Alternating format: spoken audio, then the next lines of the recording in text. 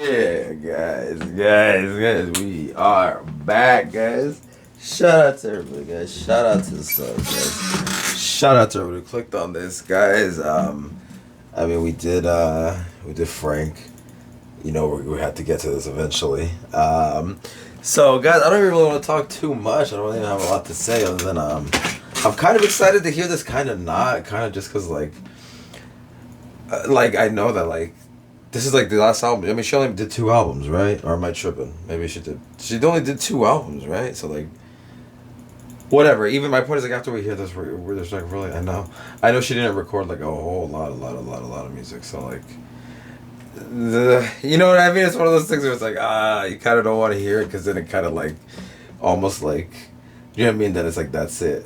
You know what I mean? I don't know. Guys, let's get into this. I already know. Also, I already anticipate that this is gonna make me want to have to, just based on the last album. I already anticipated this is gonna make me want to have to turn off the lights and turn on the neon signs. So I was like, I'm just gonna start off with this because I already know it. I already know it, guys. Released December 19th, 2006. We have Amy Winehouse with Back to Black.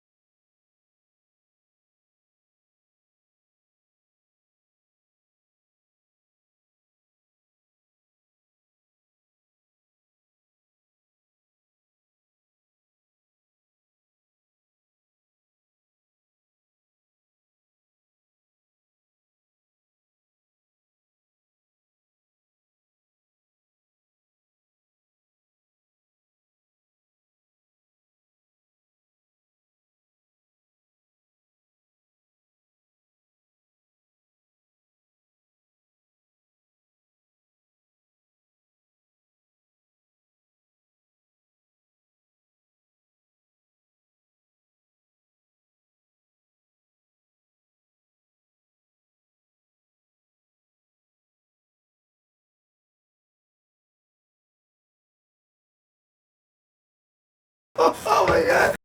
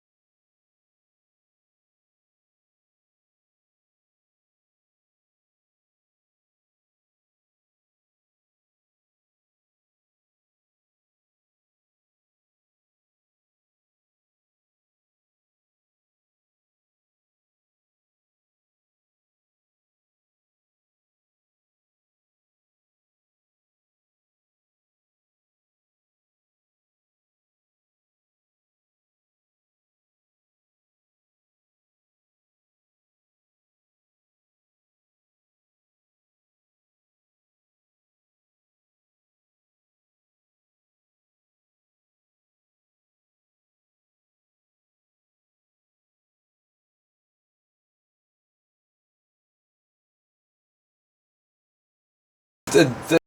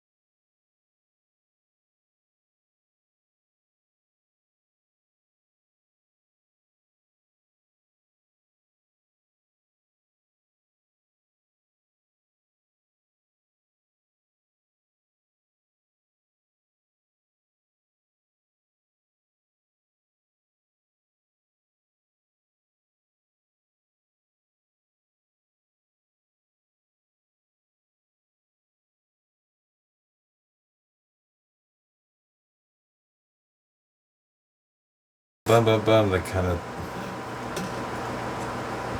Oh, that was it. Oh shit, that was it. Really? Damn. I said I hope it wouldn't end right at the last track. That's crazy.